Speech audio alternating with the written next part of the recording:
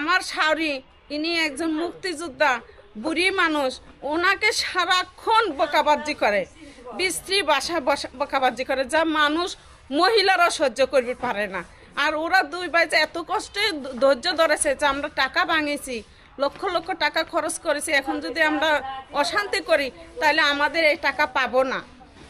এখন এরকম করে এখন কি সরকার আছে, আমাদের কি করবে? কিছুই করার নাই। এই কথা বলি, তারপরে ওরে দুজনে দাবুর দেয়, খেদায় দেয়, ফ্যাক্টরির তালা মারিয়ে থয়, টাকা দিয়ে তখন গিয়ে খুলতে হয়। এরকম করে আমাদের বিচার চাই, এই বিচারটা সুস্থ বিচার চাই। ও যেন না ঠকে 2,50,000 টাকা ও যদি পায় ও নেবে, আর যদি না পায় তাও দেবে। আর আমাদের টাকা আমাদের বুঝ দিয়ে হয়তো বা আমার ও যদি টাকা না দিতে পারে আমার মাল সাবান কীভাবে নিয়ে আসি দিবে প্রশাসন দিয়ে, সে প্রশাসন দিয়ে আমাদের এই ফ্যাক্টরি আমাদের নিজের স্থানে নিয়ে এসে দিবি। এটাই আপনাদের কাছে সবার কাছে